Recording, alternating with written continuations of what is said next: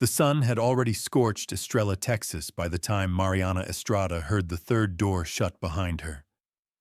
Not a slam, but a quiet final thud like the last nail in a coffin.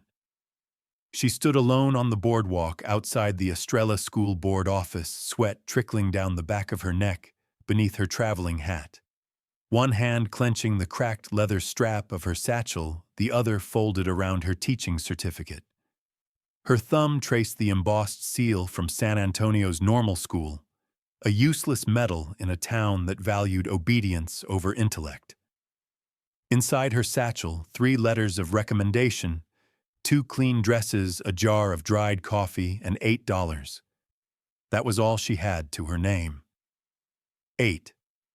Enough for maybe 4 nights of lodging if she skipped dinner. 6 if she didn't mind sleeping hungry. But even that wasn't the problem now. The problem was that no one wanted her. She stepped off the boardwalk and onto the packed dirt of Main Street. Dust rose around her boots, clinging to the hem of her skirt. Her voice long gone, unused since her last rejection. Her lips moved silently, mouthing the same sentence that had carried her across half of Texas, "I'm here to teach." That's all. Just let me teach. But Estrella didn't want a Mexican-American woman with a sharp mind and no husband. Not here. Not where tradition came wrapped in lace and double standards. The wind picked up, blowing grit into her eyes. She turned her back to it, blinking hard, and nearly collided with a man leading a mule cart. He didn't apologize, just tipped his hat and moved around her like she was a fence post. She stepped back, heart rattling in her chest, and stumbled against a water trough. Her reflection stared back in the murky surface, brown skin, determined eyes, a jaw that refused to tremble even now. She pressed her hand flat on the edge of the trough and tried to steady her breathing. "I saw you come out of there." A voice dry as mesquite bark startled her. She turned quickly. A boy stood a few feet away, maybe 14, with sun-roughened skin and hair that hung in uneven dark clumps beneath his frayed hat. His shirt was patched at the elbows. He held out a tin cup, steam rising faintly from it. Water. "You look like you could use this," he added. "Ma'am." She eyed him warily. "Where'd you get it?" "From the pump round the side of the Mercantile," he said. "Ain't poisoned if that's what you're thinking. I drank half myself." His honesty was disarming. So was the way he didn't flinch under her gaze. "I'm fine," she said, though her lips were cracked and her throat felt like she'd swallowed the prairie. "You don't look fine," the boy said matter-of-factly, still holding the cup. "You look like my sister did right before she passed out at the church social, all pinched up round the mouth." Despite everything, a bitter chuckle slipped from her. "Is that so?" "Yup." Wore her corset too tight. Trying to impress a cowboy. Dropped like a sack of flour. A pause. "She marry him?" The boy grinned, revealing a chipped tooth. "She did. Said he liked a woman with dramatic flair." Mariana's lips twitched, her first real smile in days. "You've got stories, don't you, plenty? Folks out here mostly talk with their eyes, but I do both." He nudged the cup toward her again. "Kindness doesn't cost much," he said, "but it pays interest if you know how to spend it." She hesitated, then took the tin. The water was warm and tinny, but it slid down like salvation. She emptied it and handed it back. "Gracias," she said. "You're welcome." He wiped the rim with the hem of his shirt. "You new in town, just passing through, looking for work?" Mariana hesitated. The truth still hurt to admit. "Yes." "Teacher," he guessed, cocking his head. "The way you carry yourself. You stand like my old school mistress from Austin, real proper-like." She stiffened. "I am a teacher. Figured." He nodded like that settled it. "Got a certificate, I do." "Well," he said slowly, "there's someone might want to meet you." "My boss?" And who is that name's Eli Mallister? Owns Black Mesa Ranch, northwest of here. Ain't like the folks in town. Mariana crossed her arms. Why would a rancher want a teacher? The boy shrugged. Don't know. But I heard him say he's looking for someone smart. Books and letters kind of smart. Been trying to teach us ranch hands himself, but truth is, he's got too much else to handle. I told him he needed a real teacher. She studied him carefully. And you think that should be me, I think, maybe. His eyes narrowed. You didn't fall apart when that school board man shut the door. That counts for something. Mariana looked past him to the edge of town, where the road disappeared into miles of dry, open land. There was nothing waiting for her back east. Just the same rejections, softer spoken. She turned back to the boy. What's your name, Jesse Blue? Well, Jesse Blue, she said slowly. Tell me about this ranch of yours. He grinned, and for the first time she saw the child behind the grit. Come on. He's still in town. I'll take you to him. Mariana's legs felt heavy as she stepped into motion again, but something else moved with her this time. Not desperation. Not even hope. Curiosity. Because if this boy was right, if this Eli Mallister was the kind of man who saw value where others saw threat, then maybe she wasn't done yet. Not yet. Not by a long stretch. Kindness doesn't cost much, the boy said, holding out the cup, but it pays interest if you know how to spend it. Mariana didn't reply at first. She studied Jesse's face as they walked, his quick eyes, the way his boots kicked up dust without bothering to avoid it, the rhythm of a boy used to long miles and little comfort. She wasn't sure if he was naive or far too old for his years. Maybe both. They passed the livery and the millinery. Estrella was like every other western town trying to convince itself it wasn't barely stitched together, whitewashed facades, signs with proud names like Territorial Mercantile or Estrella Emporium. But if you looked close, the nails were rusting and the fabric was fraying. Jesse led her toward the freight yard, where the smell of hay and animal sweat hung heavy. Wagons lined the dusty road, some loaded with grain sacks, others empty and rattling in the breeze. A group of men stood near the far end, loading supplies into a wide bed wagon drawn by 4 sturdy bays. There, Jesse said, pointing. That's him. Eli Mallister stood at the side of the wagon, lifting a barrel of feed as easily as if it were a loaf of bread. Tall, broad-shouldered, dark skin baked to mahogany by years in the sun. He wore a wide-brimmed hat pulled low and a shirt damp with sweat from honest work. His movements were measured, deliberate, not one motion wasted. The others moved around him like they knew better than to get in his way. Mariana slowed. You sure about this? She asked. Jesse looked up at her, all teeth and dust. Nope. But he's fair. He'll listen. That's more than most. Fair. She wasn't sure she believed in that word anymore. As they approached, one of the men noticed them and called out. Eli turned, wiping his hands on a cloth tucked into his belt. When his eyes found her, Mariana felt like he saw everything at once, her exhaustion, her pride, the edge of disappointment clinging to her spine. Not with pity, with clarity.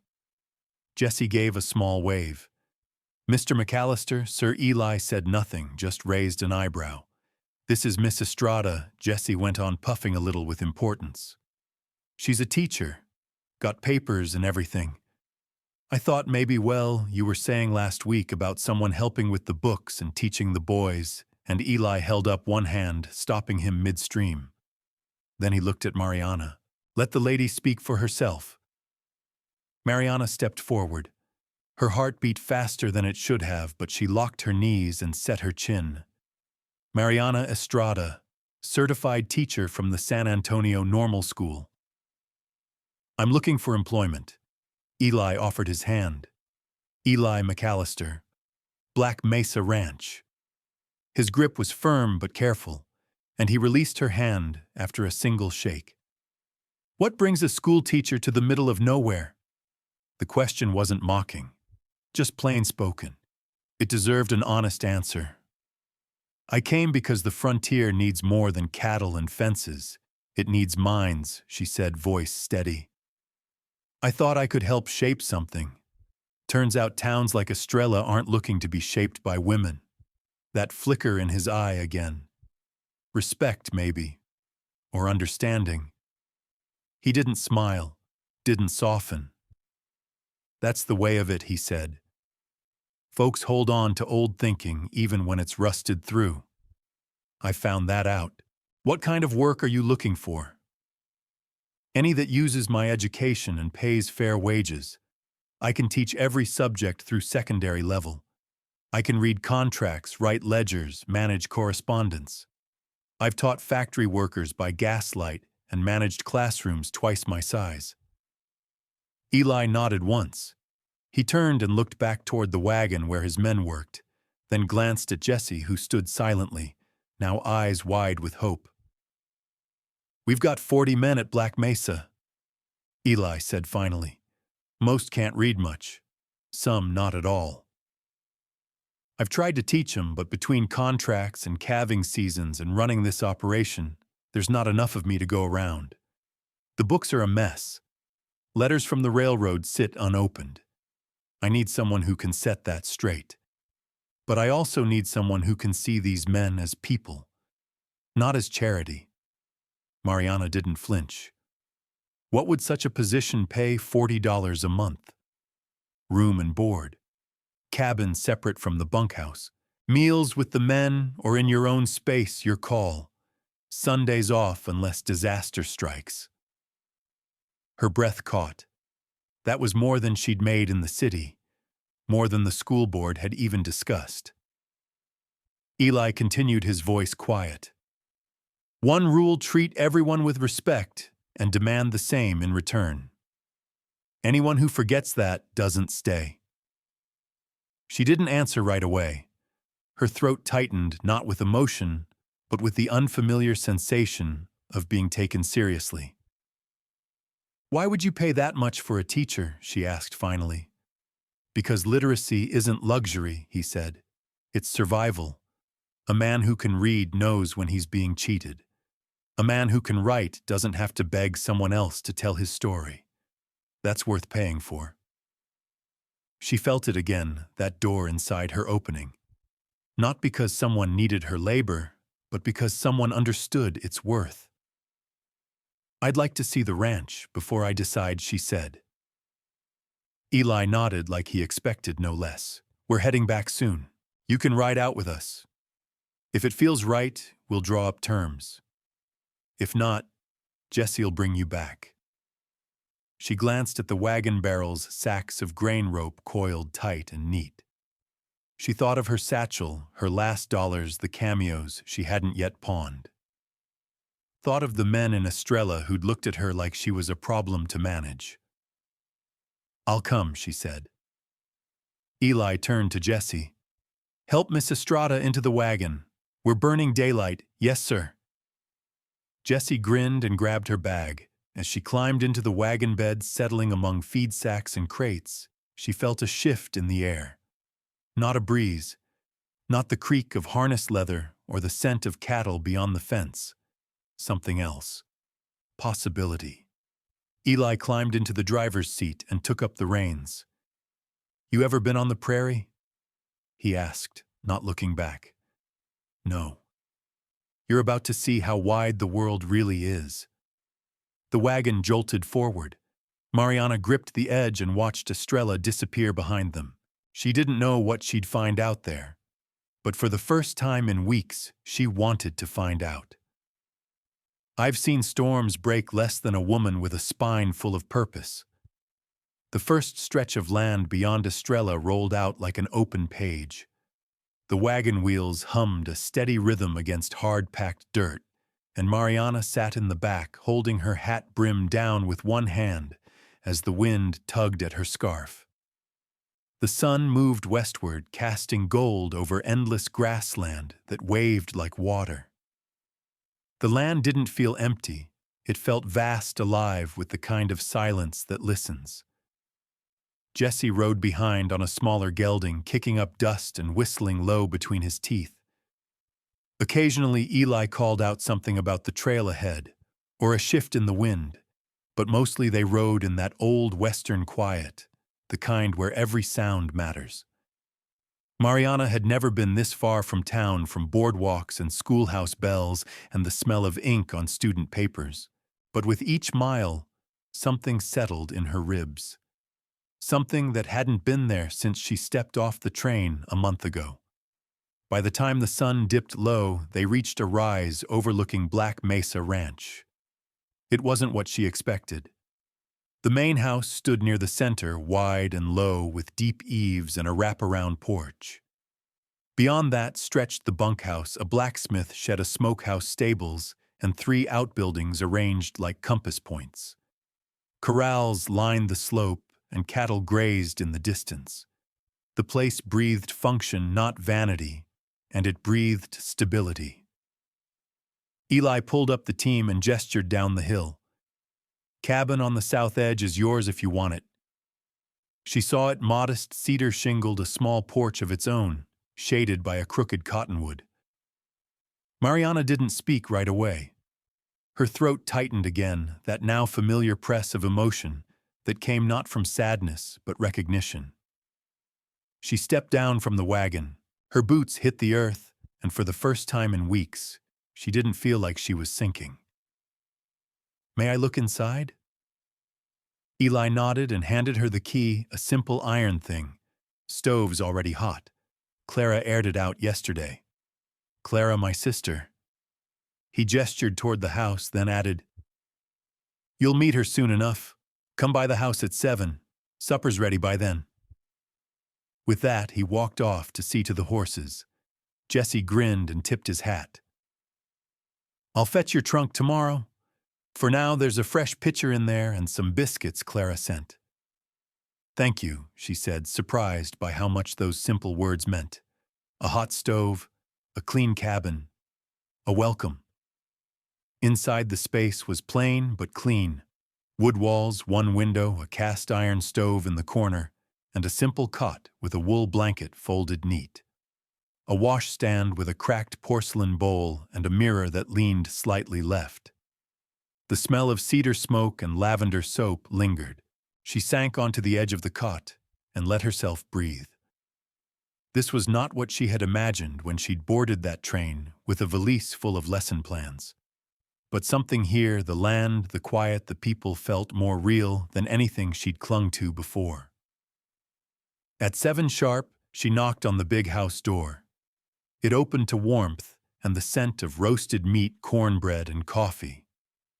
Clara Mallister stood in the doorway, all curves and calm eyes, with sleeves rolled to her elbows and flour on her cheek. "You must be Mariana," she said with a smile. "Come in before the biscuits lose their temper." The table was long and heavy, carved by hand, with places set for 6. Clara moved like someone used to making room for others, and Eli sat at the far end, sleeves rolled, hands scrubbed, nodding toward the seat nearest him. 2 other men joined them, Joaquin, a wiry Mexican vaquero with weathered skin and a quiet voice, and Benjamin, a lanky, red-haired cowboy with a preacher's manners and calloused hands. Conversation was easy, the kind that wrapped around the clink of cutlery and the passing of plates. They spoke of droughts, broken fences, and the newest calf born with a heart-shaped mark on its flank. Mariana watched more than she spoke. It was the teacher in her measuring rhythm tone, what was said and unsaid. Eli rarely spoke first, but when he did, the room listened. Clara ran the household with grace and strength, and the men followed suit. After pie and 1 more round of coffee, Eli leaned back. "You still planning to stay?" She nodded. "If you'll have me. You'll start tomorrow. We'll get you the ledgers. Books are a mess. Letters, too." "I'm ready." And the men, he added, "I'll speak to them tonight. Let them know you'll be holding classes after supper 2 nights a week to start. Voluntary. You'll have few at first, but give 'em time. I understand. Benjamin wiped his mouth with his napkin. You get one man to read his own name and write it straight word spreads. That's how you build a school in the middle of nowhere, and how you build trust, Clara added gently. Joaquin just nodded. You'll do fine, maestra. Just watch for rattlers under the desk. Everyone chuckled, and the warmth lingered like the scent of sugar and wood smoke. After supper, Mariana stepped out onto the porch. The prairie stretched dark and endless. Stars bloomed across the sky so thick they seemed close enough to gather. She hadn't seen this many stars in years. Eli stepped out beside her. They stood in silence for a moment, both watching the horizon where the moon began to rise. You've got a storm inside you, he said quietly. But I've seen worse storms do nothing but break fences, the ones that change the land. They know where to pour the rain. She turned to him. I don't want to just teach letters and numbers. I want to teach what they mean, how to carry your own voice. That's why I hired you. He touched the brim of his hat, then stepped down the stairs and headed toward the bunkhouse. His silhouette disappeared into the dark, like it belonged there. Mariana stood still. The wind lifted her scarf. The smell of grass, wood smoke, and open land filled her lungs.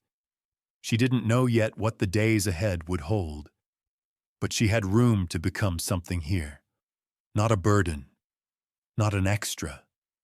Someone who mattered, and she wasn't about to waste that chance. Some men fear books because they know once you've read one, you'll never go back to being owned. The first night of class, the bunkhouse emptied out slowly, like a creek melting in spring. Mariana stood at the edge of the barn, clutching a slim notebook and a stick of chalk, her stomach tight as an unbroken colt. The schoolroom wasn't a room at all, just a cleared space in the tool shed with a lantern, a crate turned into a desk, and mismatched stools Eli and Jesse had scavenged from storage. It smelled of dust oil and something old beneath the wood.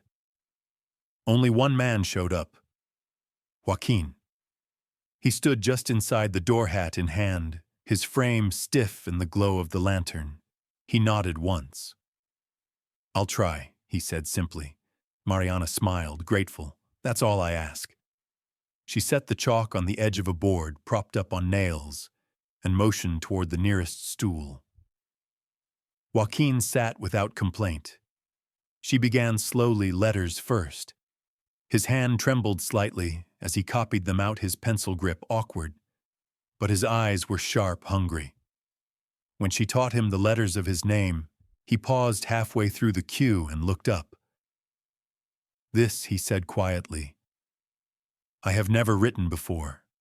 It is mine, it's yours, she replied.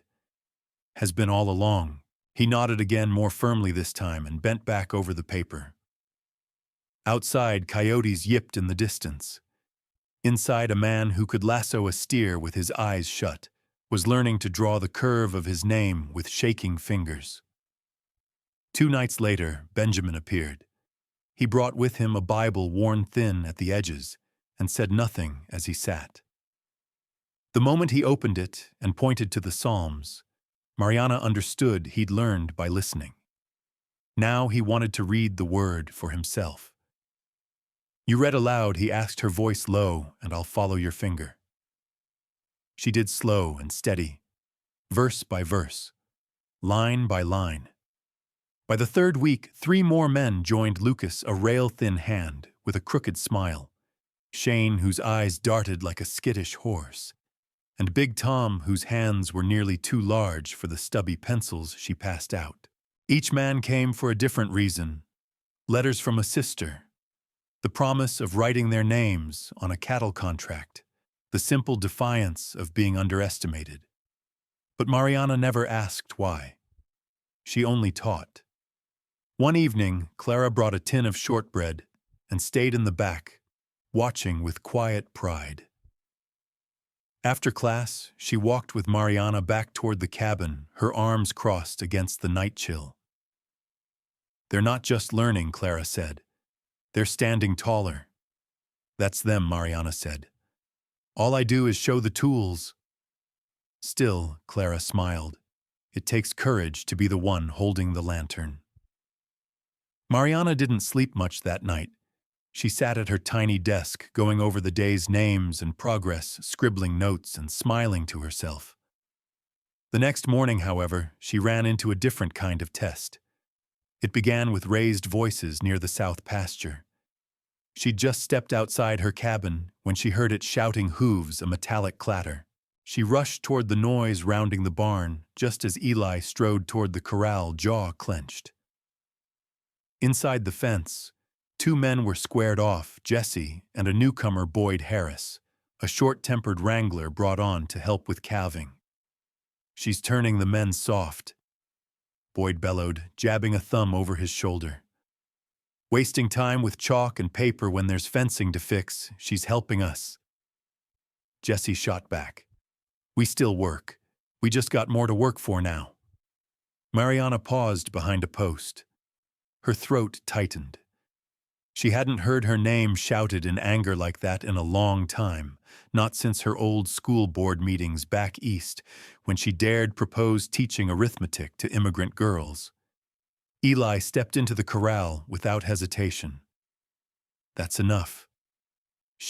I said enough." Boyd glared, spitting in the dirt. "You want ranch hands or schoolboys?" McAllister. Eli's voice didn't rise, but it dropped low enough to carry weight. "I want men who know their worth. That's what she's giving them." Boyd muttered something under his breath and stormed off, kicking the fence gate as he went. Eli turned and spotted Mariana at the edge of the barn. He nodded once, not needing words. Later, as the day cooled, Mariana found Jesse near the windmill, checking the gears. He looked up, wiping his hands on his shirt. "You heard," she nodded. "Don't let it stop you," he said. "Some of us been waiting our whole lives for someone like you to show up." His words stayed with her as she walked the long slope back to her cabin, dust rising around her boots. She thought of the boys she'd once taught who'd pretended to sleep in class because they were too proud to admit they couldn't read. She thought of the men who now hunched over stumps, whispering letters to themselves like prayers. She stepped inside, lit the lamp, and opened her own notebook. The names of her students were written at the top of the page in clean rows. That night, more men came, 6 in all. One by one, they filed into the makeshift schoolroom, nodding to her, settling in, eyes wary but willing. Joaquin helped the newer ones grip their pencils. Benjamin read Psalm 91 aloud, slowly, his finger tracking every word. Mariana walked between them, her heart swelling at each attempt, each breath caught between syllables. After class, Big Tom lingered. "Miss Mariana," he said, holding up a slip of paper with blocky writing. "I wrote to my mother. First time I ever did." She took the letter in trembling hands. It was short, awkwardly spelled, but it was his. "She'll be proud," Mariana whispered. Tom smiled just once wide and full and disappeared into the night. Mariana stood alone beneath the stars, letter still in hand. There would be more Boyds, more grumbling. But the seed had taken. And roots don't fear wind. If a man can write his name, he can claim his pay. If he can read a contract, he can choose his future. The barn filled with morning haze as sunlight spilled through the cracks between the boards, catching dust motes in midair. The men had finished branding the calves, their shirts soaked and streaked with ash and sweat, and most had wandered toward the wash trough or the mess tent. Mariana stood by the ledger table at the edge of the corral, watching as Cole flipped the salary book open. He wrote with a calm hand, initials neat and efficient until he reached the last column where the signatures belonged. "You want them to sign?" Mariana asked. "They've earned it," Cole said simply without looking up. Every man here ought to sign for his own work, but some of them I know. He looked up, then his gaze steady. That's why it matters. Mariana felt a hush inside her chest. She nodded once and took the list. By supper, word had spread through Red Willow that no man would receive his pay that week without signing for it himself. A ripple of silence passed through the bunkhouse, followed by murmurs, then the scraping of stools. Some of the hands stood stunned, as if they'd been handed a pocket watch and asked to count stars. Others paced. Joaquin approached her first face hard. Will you be there? Yes. Then I'll do it.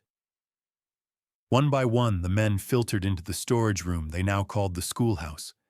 The desk was replaced with a wide plank table, the inkpot gleaming beside it. Cole stood quietly in the corner, arms folded.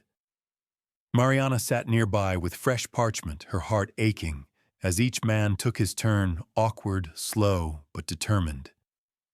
Big Tom, who had once feared even holding a pencil, bent over the paper and signed Thomas J. Everett in crooked block letters. When he straightened, his eyes were glassy. I used to think I was too old to start anything new, he muttered. Turns out I was just waiting. Benjamin, silent as always, held up the Bible he kept folded in his coat. This helped. You helped. Now I get to help myself. Shane struggled. The S wobbled. The H leaned too far left, but he finished. Then he looked at Mariana with something fierce and fragile behind his eyes. I'll get better. I will. I know, she said softly, but not all came forward. By dusk, 3 names remained unsigned: Boyd, Harris, Charlie Dent, and a young hand called Rafe. Boyd hadn't set foot in class since the argument. Charlie just shook his head, muttering about pride.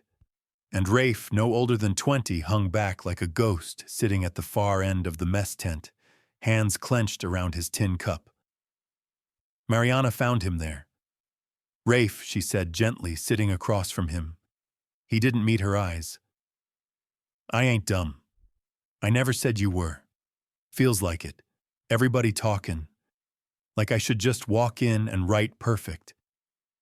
You should walk in and try.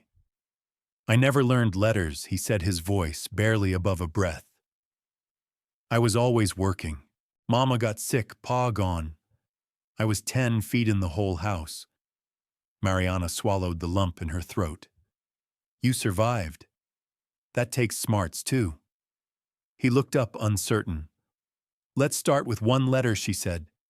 Just your first name, that's all. Rafe followed her, his boots slow in the dirt. The fire inside the schoolhouse crackled low. Cole had left. It was only them now. Mariana lit the lantern and pushed the paper toward him. Try an R, his hand hovered. Then with a breath held tight, he formed the first loop. It was jagged, it slanted, it leaned like a drunk fence post, but it was his. She touched the edge of the page. That R right there. That's more than a letter. That's a line in the sand. He didn't smile, but he stayed. And he practiced. The next morning, Rafe stood in line at the ledger and scrawled his name with the same pride as any man born to a library. Boyd, however, didn't show up at all. Cole didn't press the matter, but he did quietly remove Boyd from the next shift rotation, citing unresolved payroll. Mariana stood nearby, watching the tension settle like a cloud. Later that evening, she found Cole at the fence line, checking the perimeter with Eli and Clara. Was that necessary? She asked, voice low. Yes. He's angry. So was I when I was his age. Angry don't mean right. He might leave. Cole turned toward her. Then let him.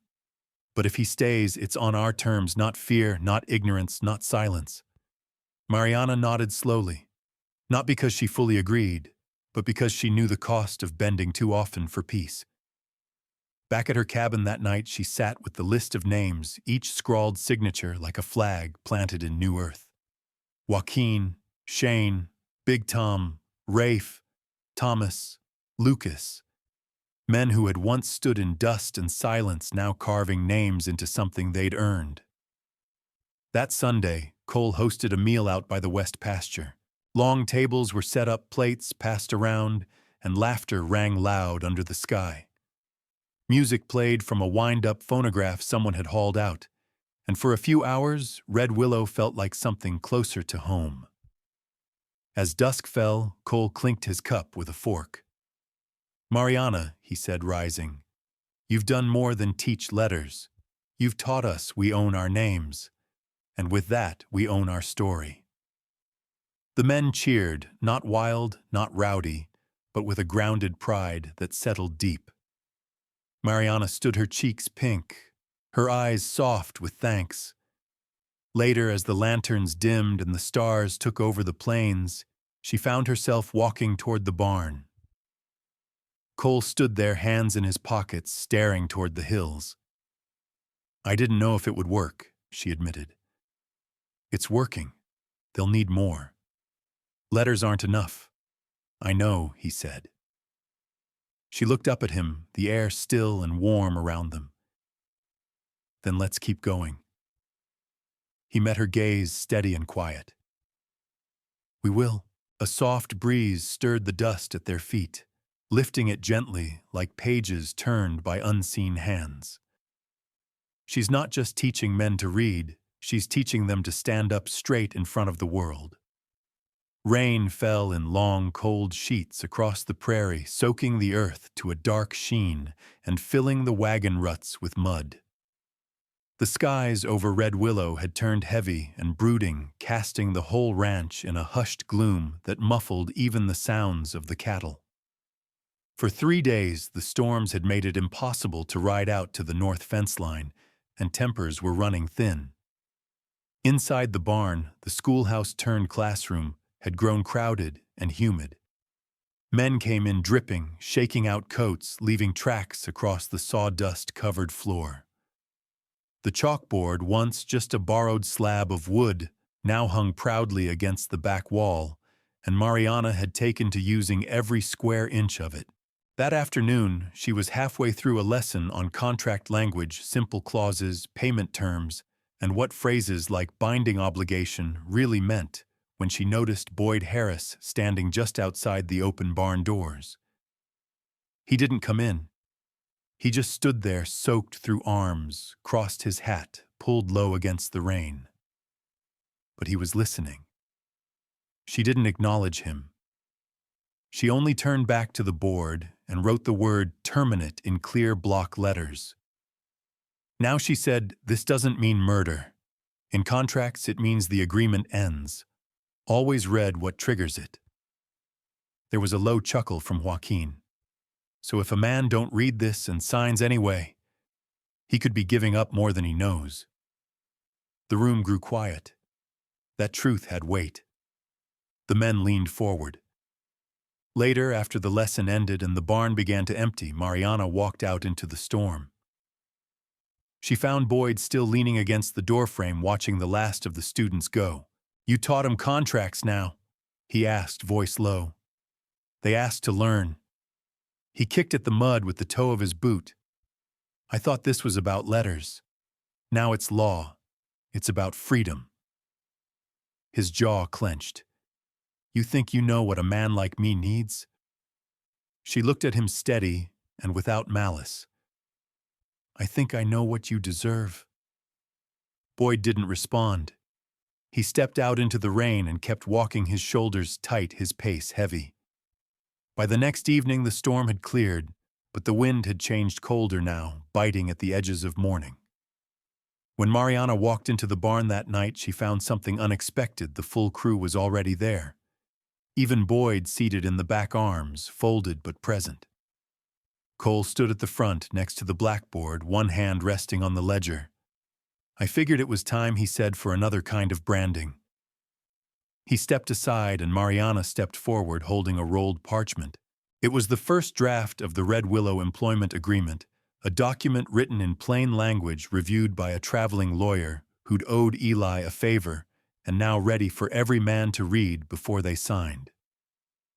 I won't be reading it to you, Mariana said, but you'll have time. You'll ask questions. You'll understand every word. She placed the parchment on the table and unrolled it. Silence filled the room. Benjamin was the first to walk forward. He scanned the document slowly, lips moving as he whispered the words. Then he reached for a pencil and signed. Joaquin followed, then Rafe. Even Boyd stepped up. He didn't ask questions, he just read. When he finished, he looked Mariana square in the eye. You win, he said, though there was no venom in it. This isn't about winning. No. But I see it now. That night, Cole pulled Mariana aside as the men trickled out under the pale moonlight. They stood by the fence where the wind rattled the dry brush, and the smell of cedar hung in the air. You've changed this place.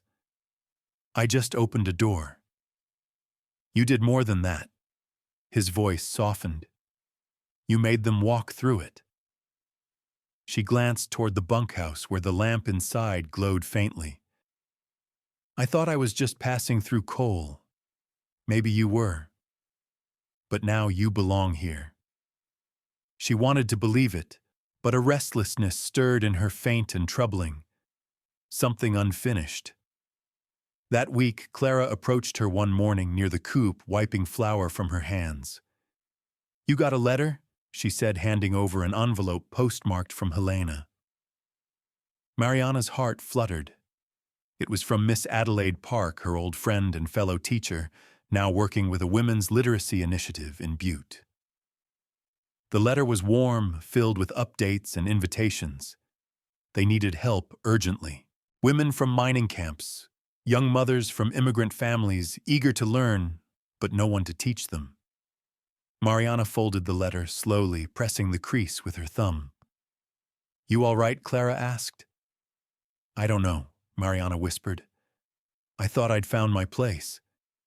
Maybe your place finds you more than once. The question hung over her like dust in sunlight.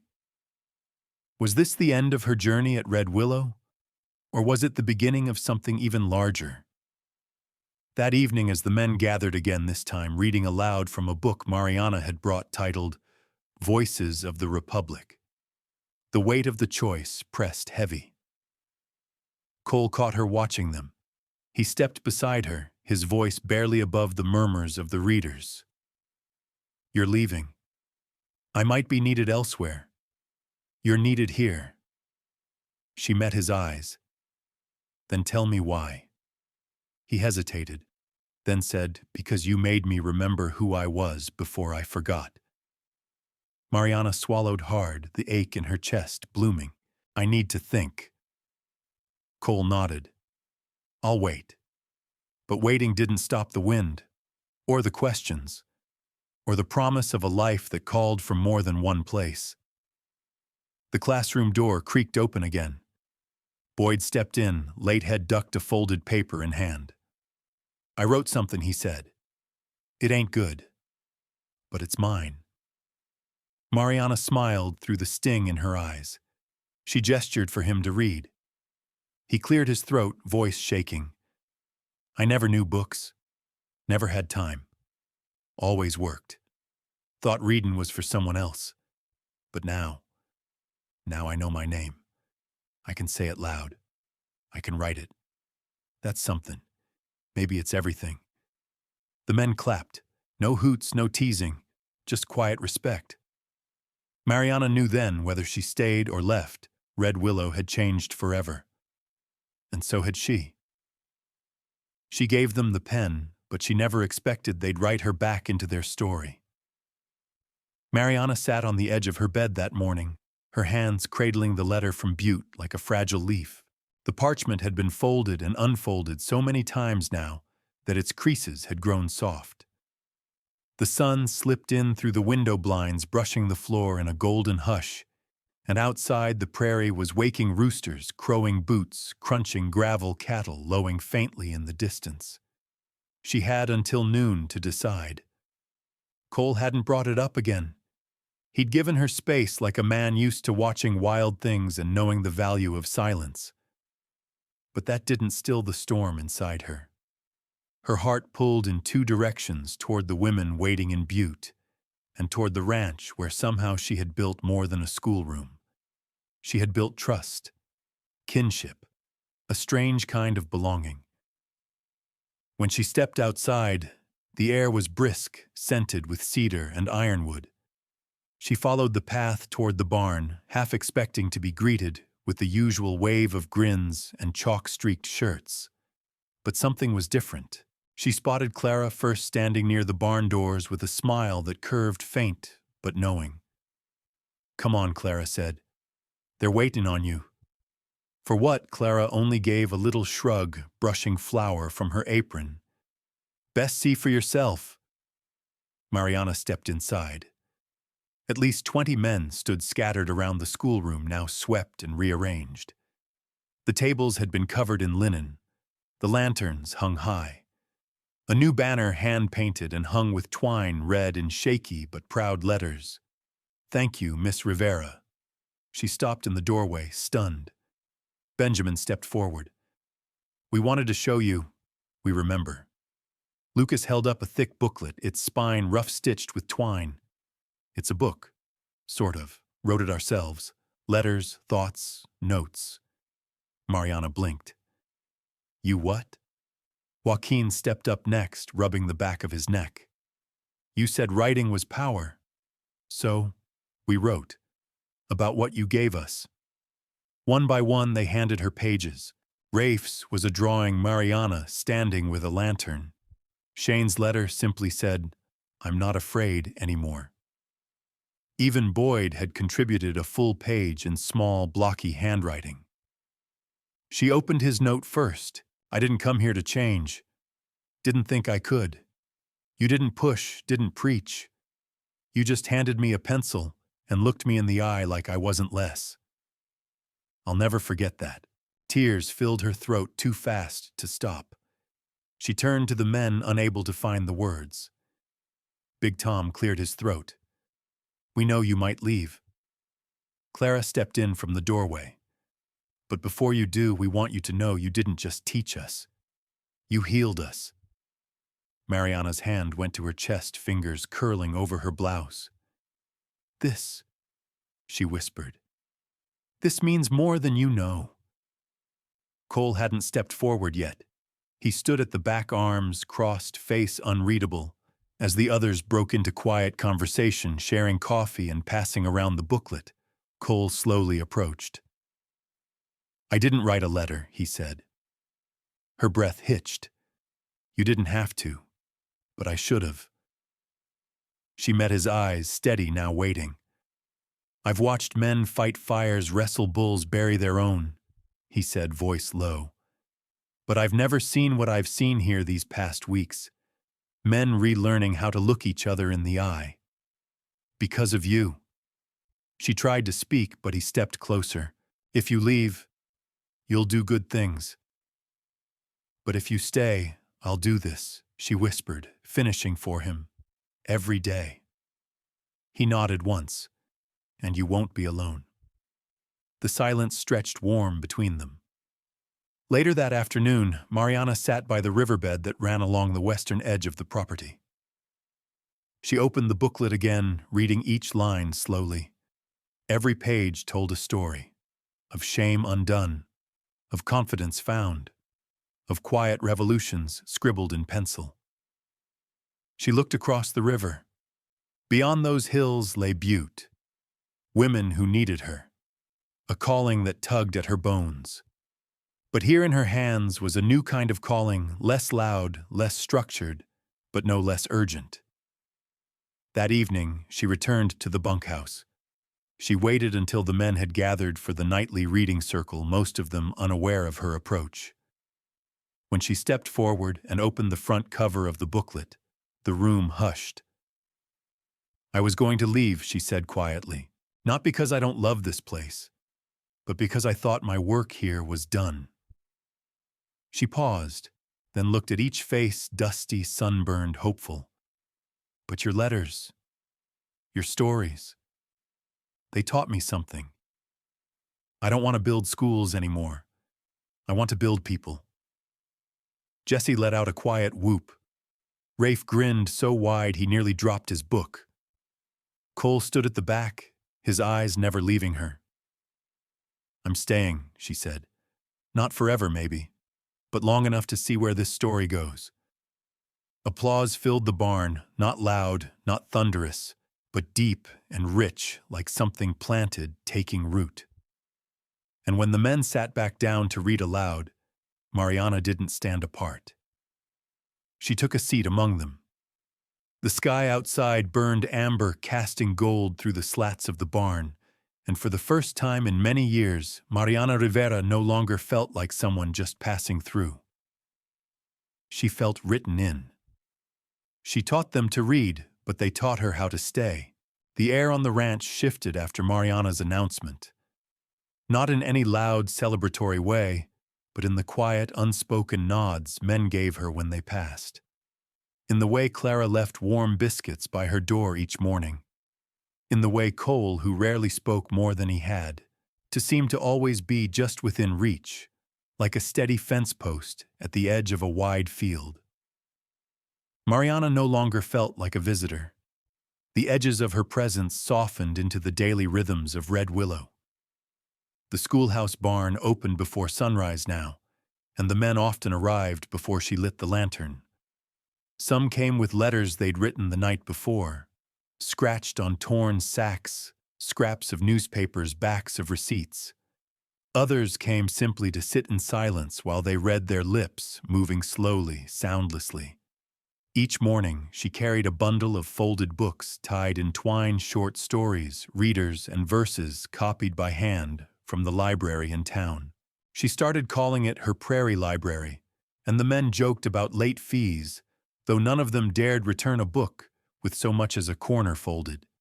One foggy morning, Mariana stepped into the barn and found Joaquin seated alone, thumbing through The Adventures of Tom Sawyer.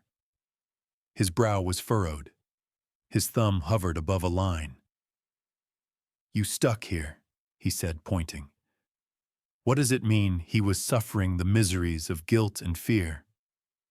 She sat beside him, the hay crackling under her skirts. It means he knew he'd done wrong, and it weighed on him. Joaquin tapped the page. Feels like being full but hungry at the same time.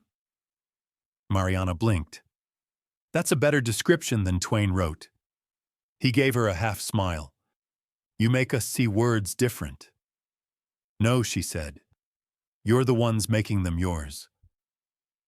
Later that week, Mariana brought in blank journals she had bound by hand with thread and glue.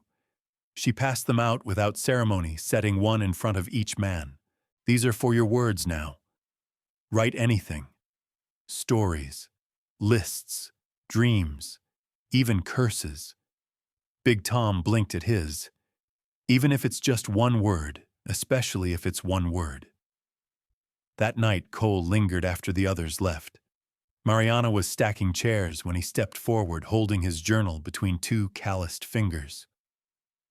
I'm not a writer, he said. No one starts as one. I mean it. I speak better with my hands than my mouth. She glanced down at his boots, then back up. Then try writing like you work. Steady. One line at a time. Cole gave a short nod and left the journal on her desk. When she opened it later, she found just 4 words. She stays. I breathe. Mariana closed it quickly, pulse flaring under her skin. Over the next week, the journals filled. Rafe drew his first dream himself, owning a small plot of land with 2 horses and a little cabin. Benjamin wrote full pages in elegant script, recounting stories from his boyhood. Even Shane, who still spoke in clipped fragments, started a poem about the sound of morning boots on dirt. One evening after supper, Mariana sat beneath the cottonwood tree near the well, watching the sun sink behind the distant ridge. She had her own journal open on her lap. For the first time in years, she wrote not about plans or students or lesson structures. She wrote about belonging. The rustle of grass drew her attention. Clara approached, holding a bundle wrapped in a dish towel. "What's this?" Mariana asked. "Eli and I made it." Inside was a small wooden sign carved carefully. "Miss Rivera's schoolhouse." "I don't know what to say," Mariana whispered. Clara smiled, smoothing her apron. "Then don't. Just hang it." That night, the sign went up above the barn doors, nailed in place by Cole and Eli while the rest of the ranch stood by. No speeches, no ceremony, just a quiet reverence as the hammer met the wood and sealed something that had already taken root. Later, Cole found her sitting on the cabin steps, her journal forgotten beside her. "You all right?" She nodded slowly. "Better than all right." He sat beside her, elbows on his knees. "I've seen men ride into storms easier than they walk into change. You helped them." "And they helped me," she said. He glanced at her eyes, shadowed by moonlight. "I ever tell you what I used to think about hope, what that it was, soft, foolish, not worth carrying?" And now he leaned back, staring at the stars. "Now I think maybe it's what keeps men standing when nothing else does." Mariana reached for her journal again, scribbling those words before they drifted away. A week passed, then another. The routines deepened. The ranch flourished. Mariana introduced short essays and speeches, encouraging the men to stand and speak what they wrote. At first they fumbled, blushed, stammered, but little by little voices rose. On a warm evening in late spring, Cole stood in the schoolhouse, journal in hand. The others sat quietly, eyes on him. "I wrote something," he said, voice dry. "Guess it's more of a note than a story." Mariana tilted her head, watching him. He cleared his throat. "I once thought a name was just noise. Now I know it's a stake in the land. I used to think teaching was soft work. Now I see it's what breaks chains. I've seen men change. And I've seen a woman turn a barn into a revolution." He paused. "You didn't just stay, Mariana. You changed the direction of the wind." The men rose, clapping, some with teary eyes, others grinning wide. Mariana didn't speak. She couldn't. Not yet. But she felt it in her bones. Red Willow was no longer just a stop along the road. It was home, and every heartbeat inside that barn pulsed with the proof. They'd learned to read words, but now they had to read each other. The days were growing longer, the light staying later into the evening, bathing Red Willow Ranch in golden hues that painted every fence post and saddle with warmth. The grass swayed high in the lower pasture. Cattle were calving strong, and with spring in full bloom, it seemed even the land was stretching into itself. But under the surface, something was shifting. It started with a missing tool. Jesse stormed into the barn one morning, his voice sharp enough to startle the chickens in the yard. "Who took my whetstone?" The others looked up from their chores, surprised. A few exchanged glances. No one answered. "I left it right here," Jesse barked, pointing to a spot on the workbench. "Third time this week something's gone missing. First the pliers, now this. Someone's sneaking things." Benjamin stepped forward, calm but firm. "Maybe it got misplaced." "No," Jesse snapped. "It was taken." The air crackled. Mariana watched from the far side of the barn, notebook in hand, her stomach twisting. By noon, whispers spread, accusations, denials, suspicion thickened like smoke. Mariana found Joaquin by the stables, brushing down his horse harder than usual. "You all right?" she asked. He didn't look up. "We were brothers last week. Now everyone looks at each other sideways." "It's fear," she said gently. "Not truth." Joaquin's jaw tightened. "We learned to read words, Miss Rivera, not minds." The next day, Eli called a meeting near the well. Every hand stood in a wide circle, boots scuffing, dirt, eyes darting. Cole stood at the center, arms crossed, jaw set. "No one's pointing fingers," he said. "But something's off. If you've got something to say, now's the time. Silence. Mariana felt the weight of it settle across the circle. Rafe shuffled his feet.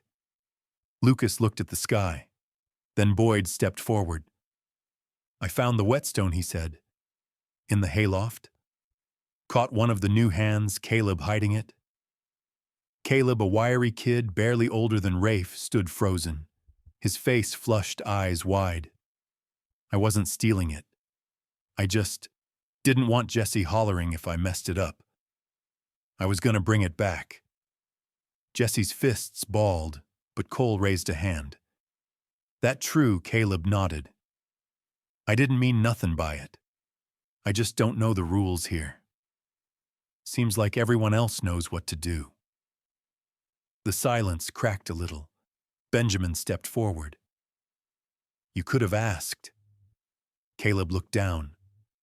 I didn't think I was worth asking. The stillness broke. Mariana's voice cut through the air, soft but clear. Learning to read doesn't end with letters. It's about reading people, reading moments, knowing when to speak and when to listen. She stepped into the circle. You've all built something rare here. Trust, brotherhood. That's what matters. But trust has to be practiced, not just assumed. Cole nodded. He'll stay. He'll work it off. And he'll learn. Jesse muttered long as he don't touch my tools again. The tension eased. Shoulders relaxed. A few chuckled. Caleb let out a shaky breath. That night, Mariana added a new word to the chalkboard, grace. She wrote it slowly, then turned to the men gathered on the benches. Let's talk about what it means. Big Tom raised his hand. Is it like forgiveness? Mariana smiled. Close. Grace is forgiveness, with mercy attached. It's what you offer even when you don't have to. Rafe tilted his head. So it's like letting someone try again, she said. Exactly. Boyd, who had been quiet, nodded once. It's what Miss Rivera gave me, when I didn't earn it yet. Mariana blinked hard against the sting behind her eyes. Later after the lesson, Cole walked her back to the cabin. You handled that well, he said. They did, she replied. They chose understanding. You gave them the words for it. She looked up at the stars scattered wide across the night, like scattered pages of a story waiting to be read. Sometimes words build the bridge. Sometimes they are the bridge. Cole stopped walking. Mariana, she turned. I've watched these men become something more. Because of you. She opened her mouth, but he held up a hand. You don't need to answer. I just needed to say it.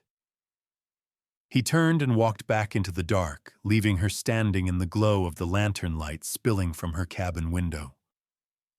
The next morning, Mariana returned to the barn to find Caleb already there, broom in hand, sweeping out the corners with fierce purpose. He looked up. Figured if I was staying, I ought to pull my weight. She nodded. That's a good place to start. Caleb hesitated. I can't read much, but I want to. Mariana smiled. Then come early. We'll work together. And he did. For the rest of the week, Caleb arrived before the others, quiet but committed. He asked questions, he made mistakes. And the others, one by one, started helping him, passing notes, pointing out letters, sharing scraps of their own journals. The suspicion faded. The circle had held. One afternoon, Mariana sat outside grading some short essays the men had written. Clara brought her tea and sat beside her on the porch. They surprised you, didn't they? Clara asked. Mariana smiled. They always do. Think you'll stay forever, I don't know, she whispered. But I know I'm not done yet. Clara nodded. Sometimes that's all the answer you need. The wind picked up slightly, rustling the edge of the pages in Mariana's lap.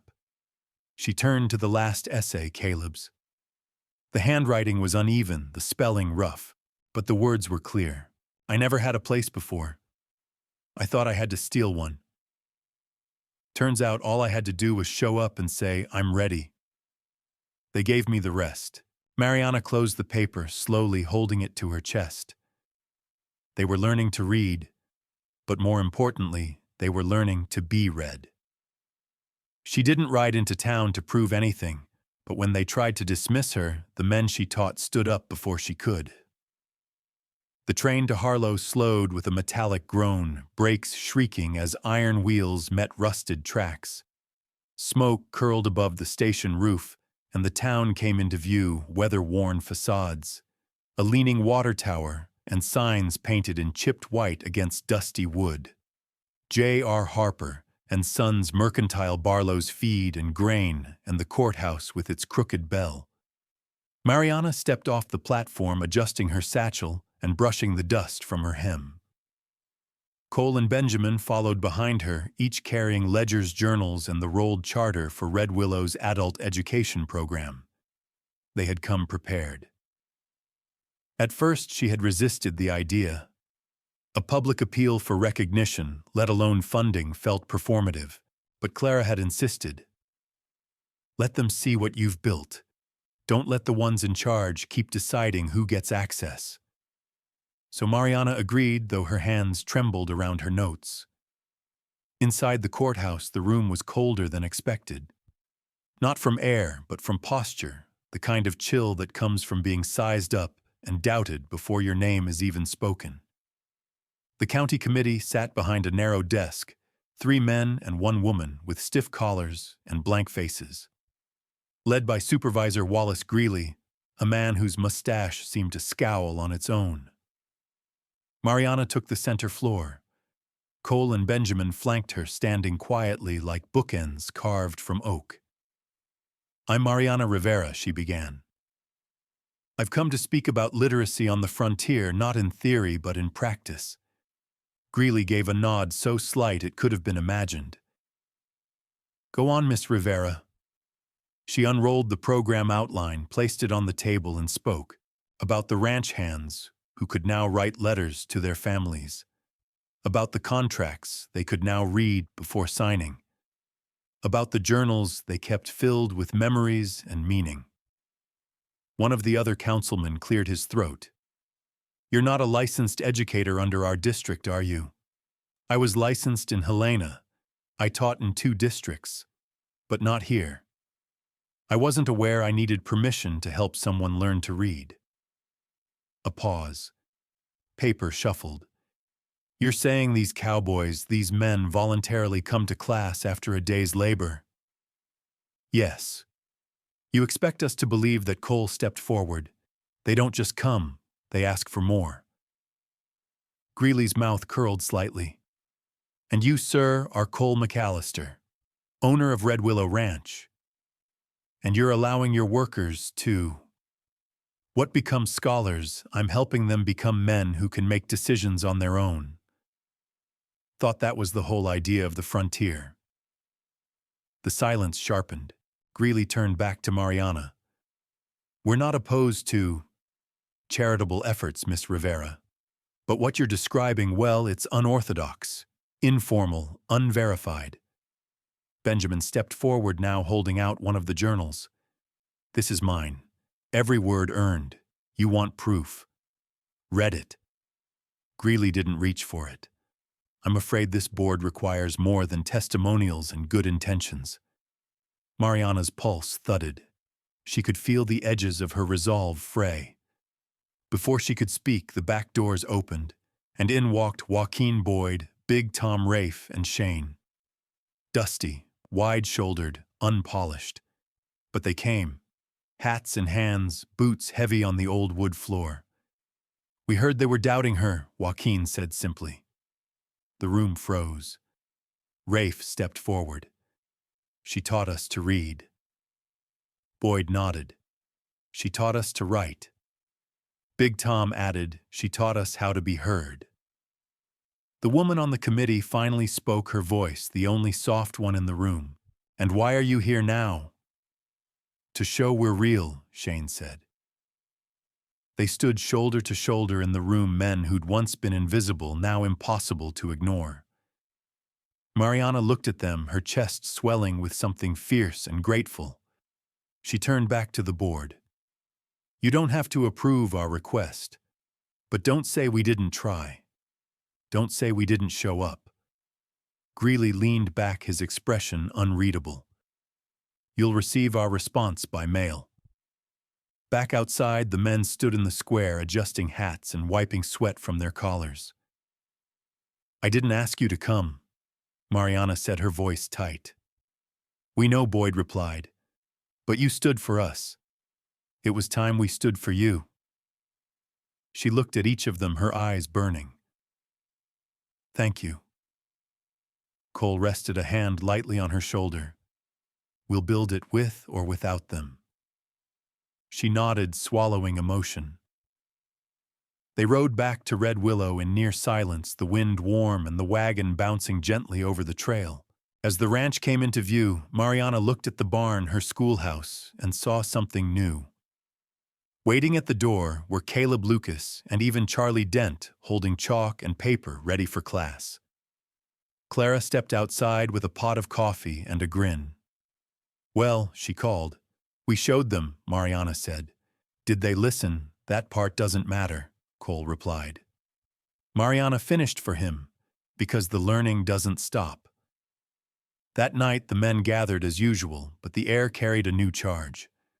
Mariana opened class not with chalk, but with a story. This, she said, holding up a fresh piece of paper, is the beginning of our own record. From today forward, each of you will write part of it. This isn't just about learning anymore. It's about building something that lasts. Joaquin raised his hand. Like a book, exactly, she said. Benjamin opened a fresh page.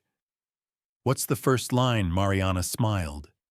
Start with what's true. Shane leaned over, muttering to Boyd. This might take a while. Boyd chuckled. Good. Maybe for once we're not rushing. And so they wrote, by lantern light, on stumps and crates, with calloused hands and open hearts. And though no one said it aloud, they all knew Red Willow had already become more than a ranch.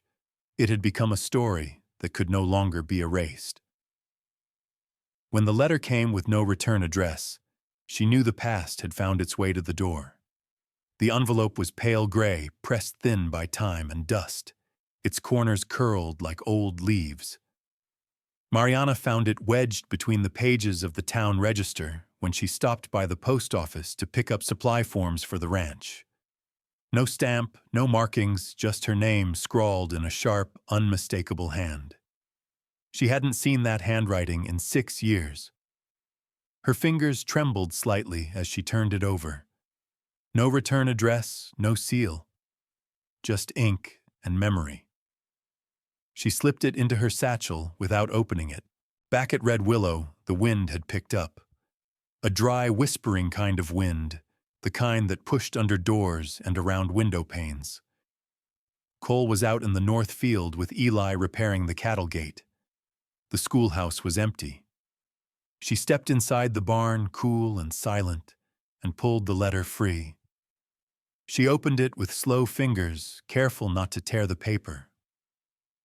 The letter was short. Mariana, I heard you were still teaching. I figured maybe you'd built something this time. You were always trying. Thought you should know I didn't forget what you left behind. I didn't forget what we lost, H. Her heart thudded. H. Henry. The name rolled through her like a storm on open prairie. He had been part of her old life back in Helena before Red Willow, before the long train ride that changed everything. They had taught together at the women's school. They had built lesson plans, side by side, dreamed of reform and outreach. And then when the board stripped Mariana's authority for pushing too hard, advocating for immigrants, pushing girls to learn math beyond embroidery, Henry had stayed behind. He hadn't spoken up. He hadn't followed. She had left Helena with her suitcase and her pride. Alone. Until now, she hadn't realized how much of him she'd carried west. Mariana folded the letter, slipped it into the inside pocket of her coat, and leaned against the edge of the desk. Her legs felt heavy, her throat dry. What did it mean? Was he coming? Did he want to join her efforts or reopen wounds? A knock on the side door startled her. She turned quickly. Clara peeked in, holding a tin of jam and a folded apron. "You all right?" Clara asked, her eyes narrowing. Mariana hesitated. "I got a letter from Helena." Clara stepped inside, set the tin on the desk. "Bad news, old news." Clara tilted her head. "The kind that don't stay buried." Something like that. Mariana didn't say more, and Clara didn't pry. She simply patted her shoulder and said, "You've built something here. Don't let a ghost tell you otherwise." That night, Mariana couldn't sleep. She walked out to the corral, the stars sharp above wind, sighing through the trees. The horses stirred gently in the stalls. She leaned against the rail, looking out across the open land that had become her home. Cole appeared without sound, like he always did. "You looked like you needed air," he said. She nodded. "Letter." She turned to him, surprised. "How'd you know you've got that look again? Like your feet are here, but the rest of you's halfway to some place you left behind." Mariana let out a breath. "He was someone I used to teach with. We tried to change things back east. I thought he gave up, but maybe I gave up first." Cole nodded slowly. "And now I don't know." He reached out, said he remembered. Cole's gaze didn't leave hers. "That doesn't mean he deserves to walk back in." "No," she agreed, "but it means I have to decide what I want now." He stepped closer, the space between them filled with wind and silence. "You've got something real here," he said quietly. "You don't have to prove yourself to anyone anymore." She didn't answer. She just nodded and watched the sky. By morning, the ranch had returned to rhythm. Lessons resumed. Rafe read a full page aloud without stumbling. Boyd corrected Caleb gently instead of growling. Joaquin shared a story from his childhood, and Benjamin copied it word for word, offering to translate it into clean print for their growing library. But Mariana felt every movement with an extra layer of awareness, as though the letter was tucked not in her coat, but under her skin. She wrote back, "Henry I did build something, but not alone, and not the way we thought. You're welcome to visit, but don't come to rewrite what's already working. Come only if you're willing to learn again. Mariana." She didn't seal it with hope, she sealed it with certainty. She handed the letter to Clara the next day to post in town. And then, for the first time since the letter arrived, she smiled. Because this wasn't the same Mariana Henry had known. She wasn't seeking approval anymore. She wasn't building dreams for someone else to steer. She had already built something solid, and no letter could unmake it. Education wasn't just about opening books. It was about opening doors that had been nailed shut for generations. The air was dry that morning, bright with the smell of turned soil and sun-warmed cedar. Spring had settled over Red Willow with a confident handbuds on the cottonwood trees, calves trailing close to their mothers, and the sharp laughter of men who now read for pleasure as much as purpose. Mariana stood outside the barn schoolbook in one hand, her hair braided back boots dusty. Across the ranch yard, Cole and Eli worked on the new fencing posts that marked the east property line, where Red Willow had recently purchased a small expansion of land. It would hold 2 more bunkhouses, a tool shed, and if all went well, a permanent classroom. For now, though, they still gathered in the barn. And today was no ordinary lesson. She stepped inside and was greeted by the sight of nearly every hand on the ranch already seated, calm, alert journals stacked in front of them. Big Tom even wore a buttoned shirt. Rafe had slicked back his hair with far too much pomade. Boyd sat in the corner, flipping a pencil between his fingers, his usual scowl replaced with something close to focus. At the front of the room stood Benjamin, chalk in hand. He turned and nodded at Mariana. "You ready?" he asked. She grinned. "I'm just here to observe." The past week had marked a shift. The men had begun taking turns, teaching one another short lessons on what they'd learned, stories they'd written, facts they'd memorized. Mariana had guided the structure, but the ownership was theirs. Benjamin cleared his throat. "Today's word is legacy." He wrote it on the board in thick, deliberate strokes. "What's it mean to you?" he asked, turning to the others. Silence followed, thoughtful and long. Shane spoke first. "What we leave behind." Rafe added, "What outlives us." Joaquin said, "What proves we were here." Benjamin nodded. "Exactly. Legacy isn't just land or money. It's voice.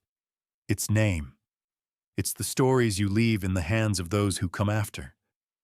He turned to Mariana. "She gave us a way to leave one." She blinked back the heat behind her eyes. Then Boyd raised his hand first. "I wrote something," he said. "For today. Can I read it?" Mariana gestured him forward. Boyd walked to the front, unfolded a page from his journal, and stared at it for a second before beginning. "They used to call us help. Hands. Bodies. I was never asked what I thought. Just told where to go, what to fix. Then she came with her chalk and her fire. Said I could be more than strong, I could be heard. I didn't believe her at first. But now I write things that matter. Now I leave something that ain't just sweat. That's legacy, I think. And I owe her that." He finished, folded the page slowly, and returned to his seat without looking up. Nobody clapped. Not out of disrespect, but out of the reverence that sometimes follows truth. Mariana stood, hands trembling slightly. "I didn't come here to make a legacy," she said. "I came because I was tired of watching people like you be written out of the story." She walked to the chalkboard and drew a large circle. "This is Red Willow." Then she added dots scattered across the board, each one labeled with a name: Caleb, Lucas, Boyd, Benjamin, Rafe, Joaquin, Big Tom, Shane, Jesse. "This," she said, pointing, "is what happens when people put their voices together. It becomes a map, a testament." She set down the chalk, and it lasts. Later that day, Cole stopped by the barn while Mariana was gathering the journals. "You look like someone just finished a marathon." She smiled. "Feels like I ran one." He handed her a folded slip of paper. "Came in with the town mail. From Helena." Her breath caught. She opened it slowly. "Miss Rivera, the board has received word of your community teaching program at Red Willow. We have reviewed testimonies and reports. Pending your approval, we would like to recognize the Red Willow School as an official pilot site for adult literacy education in frontier counties. Funding and materials to follow. Respectfully, Council of Rural Education." She read it again, just to make sure. Then looked up at Cole. They said yes. His eyes didn't flicker. Of course they did. They want to use us as a model. You are one. She pressed the letter against her chest, then looked out at the field where Benjamin and Rafe had gone back to fence, mending, talking, not working in silence like before. She thought of Boyd's letter, Joaquin's metaphors, Caleb's shy questions. She thought of the barn that once echoed with hammers and now echoed with sentences. Later that evening, the schoolhouse was more alive than ever. Mariana stood at the front again this time, with a new book under her arm, blank pages bound in leather, the cover stamped, "The Red Willow Legacy Book." Each man would contribute a chapter, stories, letters, lessons. And when the last page was full, they would send it to Helena as proof of what had bloomed in the dust. But for now, Mariana passed it to Benjamin. "You start us off," she said. He nodded, sat at the desk, and dipped his pen. Outside, the sky burned amber. Inside, the words began. "Some roots grow deeper, not in soil, but in what we choose to tend." The bell above the barn door rang soft as Mariana opened it early the next morning. Dawn hadn't fully broken, but already the smell of cinnamon and fresh coffee drifted from Clara's kitchen, carried on a breeze that rustled the prairie grass like a whisper. Inside the schoolhouse, the desks were quiet, the lanterns still dark. But today something was different. Today the classroom belonged to the students. Benjamin had volunteered to teach an open lesson to visiting neighbors from a nearby homestead. Word had spread what had started as a quiet, tucked-away miracle at Red Willow had begun catching the attention of ranchers' families and drifting workers from across the county. They wanted to see what was happening for themselves. Mariana lit the lanterns one by one. Outside, a wagon creaked into the yard wheels, crunching gravel.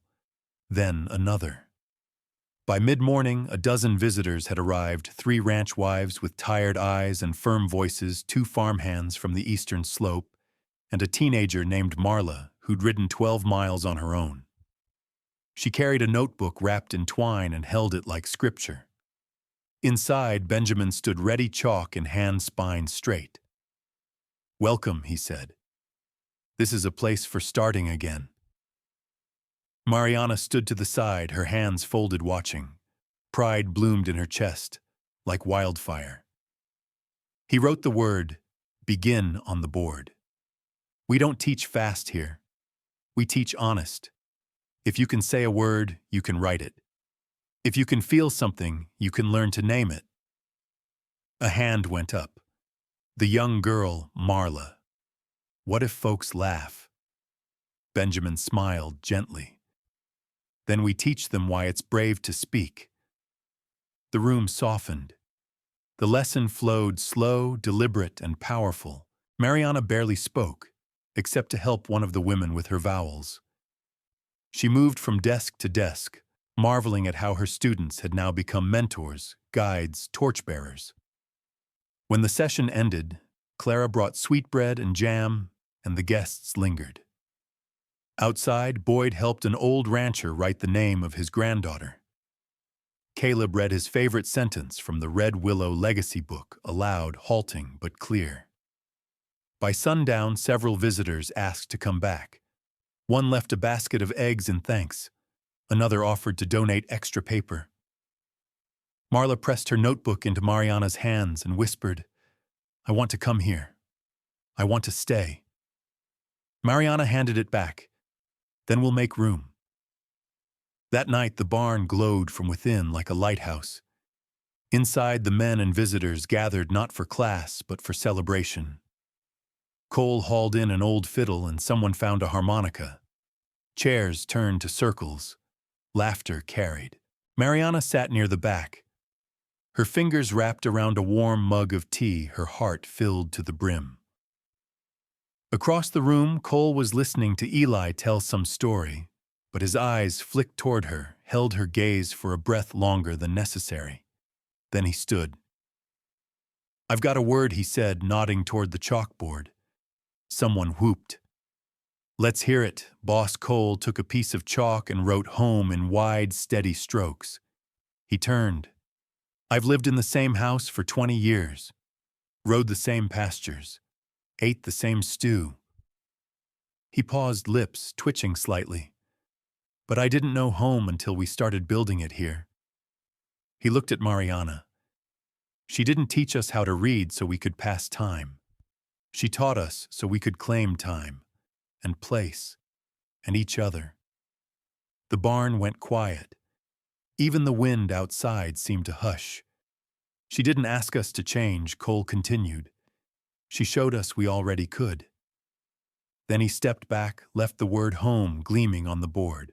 Mariana's throat closed up. Later, when most had gone to their bunks, she stayed behind to snuff out the lanterns. Cole stayed too without being asked. You didn't have to say that, she murmured, brushing crumbs off a desk. Didn't do it for you, he said with a small smile. Did it for me. She turned to him. You think this can last? He leaned against the edge of the desk, arms crossed. Depends on what you mean by last. Not just the school, the feeling, the change. He considered, maybe not forever, but long enough to light the next fire, and the one after that. Mariana nodded slowly. Then we tend the fire. He stepped closer. I'll build the walls if you keep the light.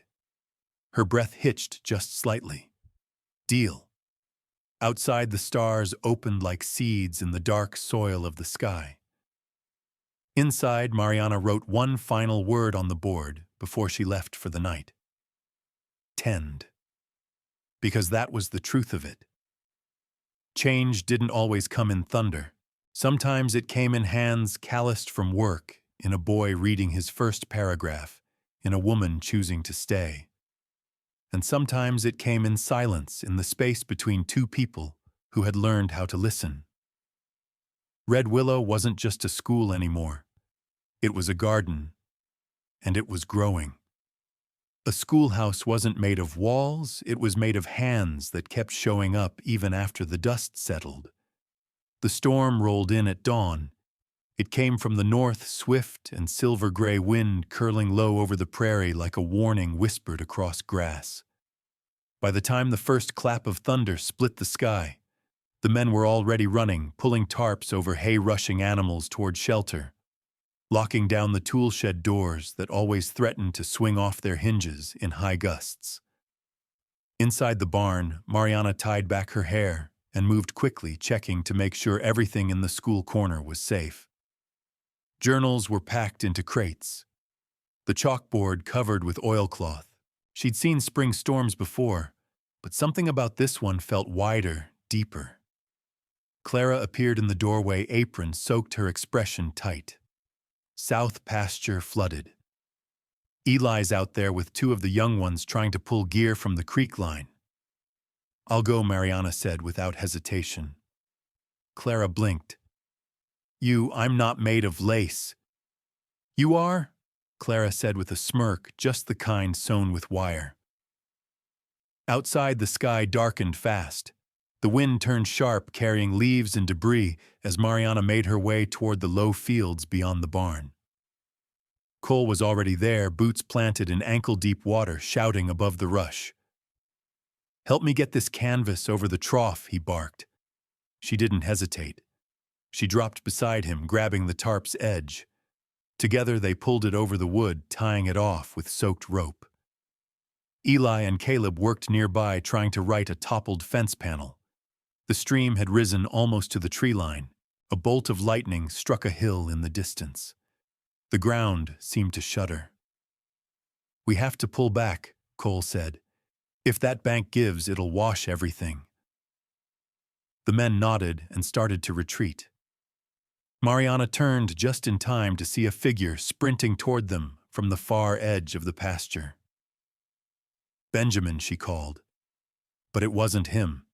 It was Rafe, his shirt-soaked face pale. He skidded to a stop. Schoolhouse roof starting to go. Wind peeled it. Cole's jaw tightened. We didn't brace the rafters enough. Mariana didn't wait. She turned and ran. Rain needled her cheeks, and the wind shoved hard against her shoulders as she pushed open the barn doors. Inside, the rafters groaned like old bones. Water streamed through the northern seam where the planks had lifted. A soft crack echoed above her. Journals, she said aloud. She ran to the crates and pulled them close, dragging them toward the side wall where it was drier. Her hands shook as she worked, each heartbeat louder than the last crack above. Another gust howled through the cracks. Then crack, the upper beam above the chalkboard snapped halfway through, and dust and splinters rained down. Mariana stumbled back. Cole burst through the door seconds later. Mariana, back walls holding, she shouted. Out! Now! I need the books I set out! He was beside her in 2 strides, grabbing one crate while she hauled the other. Together they raced out of the barn just as a portion of the roof peeled back with a shriek. The rain turned to hail. They dove into the covered wagon, setting the crates between them. For a moment there was only breath, wet, shaking. She looked down at her hands. They were cut, splintered, but the journals were dry. "You didn't have to do that," Cole said, voice low. "I did," she said, barely a whisper. "Those aren't just pages. They're lives." He didn't answer, but the way his hand reached out and gripped hers said everything. By evening, the storm broke. The sky cleared to soft blue at the edges, and the land began to settle again. The barn was damaged but standing. No animals lost. Only 2 fence lines down. Inside the bunkhouse, the men cleaned mud from boots, passed around coffee, and assessed the damage like surgeons over a patient. Despite the exhaustion, there was laughter, relief laughter, loud and ugly and necessary. Caleb stood near the school crates, running his fingers over the journal bindings. "These almost blew away," he murmured. "No," Boyd said from across the room. "She wouldn't have let that happen." Mariana entered, her boots, still wet braid falling out. The room quieted. She held up a small piece of slate broken clean in half. "This was the first thing I used to teach here," she said. "Now it's cracked." She set it gently on the table, "but it's still readable." Joaquin raised his cup. "So are we." The men echoed him, lifting their drinks, nodding. Cole walked in behind her, setting a salvaged beam on the wall. "Tomorrow we rebuild." No one questioned it. Later that night, Mariana stood by the barn alone. She looked up at the damaged roofline at the place where the storm had clawed through. But what she saw wasn't ruin. It was proof that they had built something the wind couldn't carry off, that the school wasn't the roof or the desks or even the chalkboard. It was the men who came back, and would keep coming back. Cole approached a blanket draped over one arm. He wrapped it around her shoulders without a word. She leaned against him, not out of weakness, but because something strong had finally been settled. "They'll say it was just a barn," she murmured. He nodded. "Let 'em say what they want." She looked back at the cracked slate on the table inside. A scar, a signature, a story still being written. And she knew Red Willow wouldn't end in a storm. It would only grow. She thought she was building a school, but what she built was a place where men came to remember they were worthy. The sky was clean and wide over Red Willow the next morning. The storm had washed everything. Trees gleamed brighter, the earth breathed deeper, and even the barn, battered and wounded, stood tall like a fighter, still catching his breath. Mariana walked the length of the ranch quietly, her boots still damp from the day before. Her fingers bandaged where splinters had found skin. Around her, the men moved with a quiet urgency. They patched, sanded, hammered. They didn't speak much, but every nail driven into wood said, "We're not done." She reached the barn and stopped. The roof had been cleared of its shattered pieces, and new timber lay stacked in the corner. Big Tom and Joaquin were already on the rafters, fitting beams like puzzle pieces. "You came early," Mariana said. Tom grinned. "Had to beat you here sometime." She smiled and stepped inside. The school corner had been pushed to one side while the repairs went on, but the crates of journals and books had been untouched. She brushed her hand along the spines, comforted by their weight, by the steadiness they held after all the wind. Behind her, footsteps echoed on the planks. She turned to see Benjamin holding a folded newspaper, his thumb pressed tightly on the front page. This came in from Harlow. He handed it to her. The headline read, Frontier Ranch builds literacy program for working men. Red Willow leads the way. Mariana's eyes widened. She scanned the article. Quickly mentions of the Barn School of Benjamin's poetry readings of Cole's advocacy before the Education Board. Even Clara's name appeared credited for community coordination. Her hands trembled slightly. They sent a photographer too, Benjamin said. He's coming next week. Said they want pictures for the Helena Press. Mariana stared at the paper. They see us. They do, he said, and not as a charity project. As a model. She folded the paper and held it to her chest for a moment before setting it down carefully. We need to prepare. Benjamin nodded. Already talked to the men. They're nervous but proud. She looked out the barn doors where Cole was hauling lumber with Rafe. It's strange, she said. We worked so long and quiet. Now the world's watching. Benjamin gave a half smile. Let them. We're not performing. We're proving. Mariana stayed in the barn most of the morning. As the new roof took shape, the classroom space returned to order. Desks were wiped down, chalk restocked, journals laid open to favorite entries. Midday brought a wave of visitors. Word had spread from the newspaper's early printing, and neighbors from 3 counties arrived on horseback and in wagons. Some came to offer congratulations. Others came with notebooks in hand, asking if there was still room to learn. Marla returned too, the teenage girl from before this time with her mother. I'm staying, Marla said boldly. Ma says we can move close by. Mariana welcomed them both with an embrace. By sunset, the barn was filled again, this time not for a lesson but a reading. Benjamin stood at the front, holding a collection of the students' writings. One by one, he read them aloud.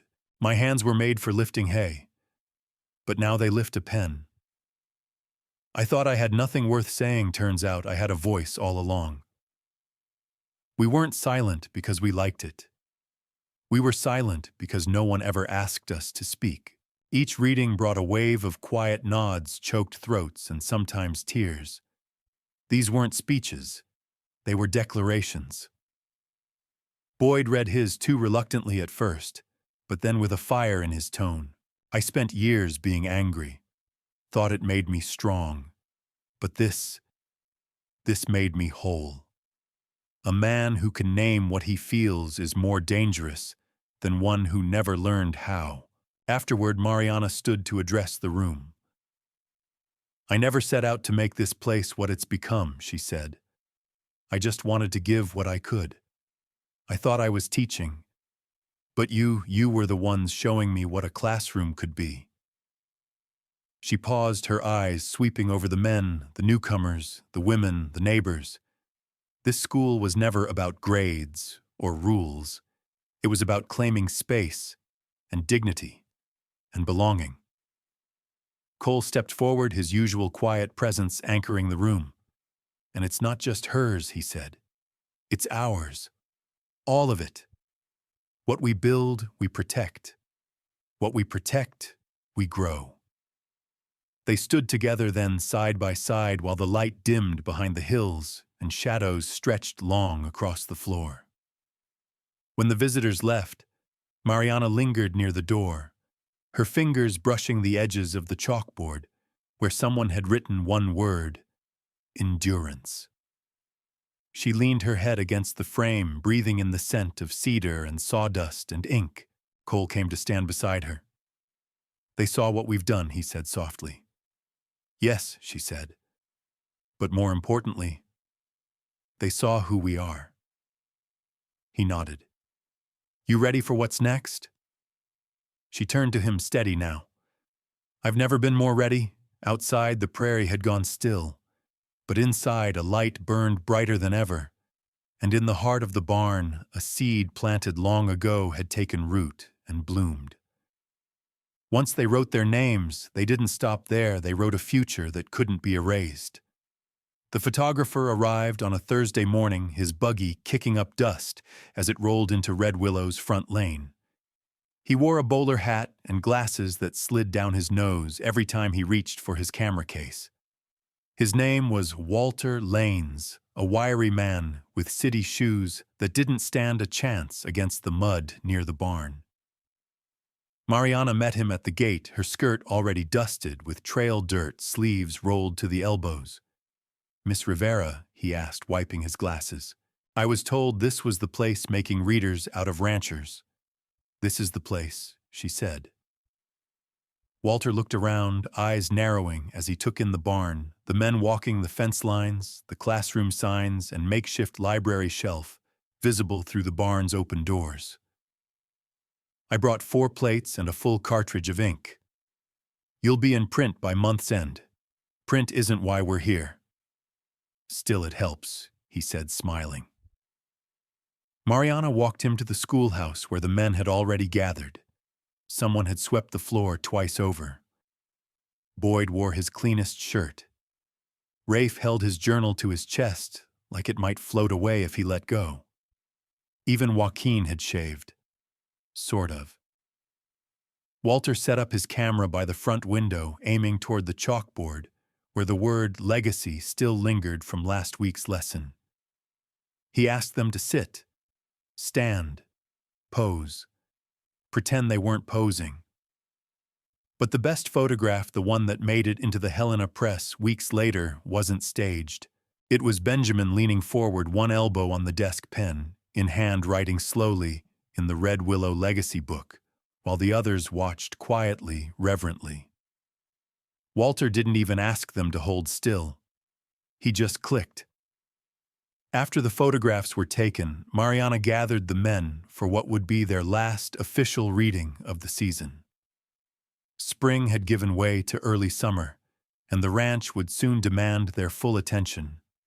Fencing, harvest, branding. She stood at the front of the room, a book in hand, the air warm and buzzing with quiet energy.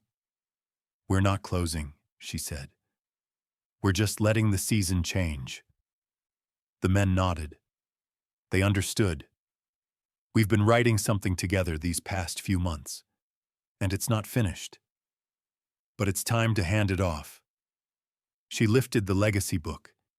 "Each of you has written something here, but we need one final page, one that tells the world what this place became." Her eyes moved across their faces, creased, sun-worn, honest. "Will you help me write it?" Boyd raised his hand. "Only if we get to sign it too." Mariana smiled. "That's the idea." They took turns writing the last page, one sentence at a time. Joaquin wrote, "We came here to work, not to read, but now we do both." Big Tom added, "This barn made us men who could speak." Rafe wrote carefully, "I didn't know I could dream." Caleb added, "I didn't know I could stay." Benjamin, always quiet in his depth, simply wrote, "We are no longer forgotten." When all had written, Mariana signed at the bottom. Then she passed the book to Cole. He hesitated. "I didn't write a word," he said. "You wrote the roof," she replied. "The welcome. The space." He took the pen. His hand moved slowly, and he wrote, "Red Willow became the place where we remembered who we were and who we could become." He closed the book, and just like that, the season turned. That evening, the schoolhouse lights stayed on longer than usual. Clara brought pie. Eli played a fiddle tune none of them recognized, but all tried to hum along to. They danced not well, but with heart. Laughter rang out across the prairie. Mariana found herself seated beside Cole under the wide cottonwood tree behind the barn. Fireflies blinked between the tall grasses. The moon hung low, casting the ranch in a silver hush. "Feels like something's ending," she said. "Feels like something's starting," he replied. They sat in that quiet for a long time. "I thought teaching was my work," she said. "But it turns out, believing was harder. You did both." She looked over at him, her heart steady. "And you?" she asked. "What did this become for you?" He leaned forward, elbows on knees. The first place I didn't need to be the loudest man in the room to be heard. He reached for her hand. She let him. Not because she was tired, but because this was what came after building something that mattered. In the days that followed, the barn's rhythm shifted. The desks stayed tucked against the wall. The chalkboard remained clean, but the men still gathered. Not always for lessons, but for letters, for help reading catalogs, for signing their names on purchase orders, for writing to sisters, for dreaming. The school hadn't closed. It had simply grown roots deeper than books could measure. Mariana sat one morning by the open barn door, the Red Willow legacy book resting in her lap. She flipped through it slowly, reading the stories, the sentences, the truths, scrawled in pencil and ink. Then she added one final line in the margin. Once they wrote their names, they didn't stop there. They wrote a future that couldn't be erased. And outside, the prairie kept stretching wide, waiting for more stories and more hands ready to write them.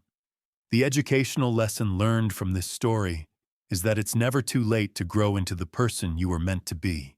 Literacy may start with letters, but its true power lies in helping people reclaim their voice, their dignity, and their place in the world. The story reminds us that community is built not just with bricks or boards, but with belief in one another. And sometimes offering someone a chance to learn becomes the most lasting legacy of all.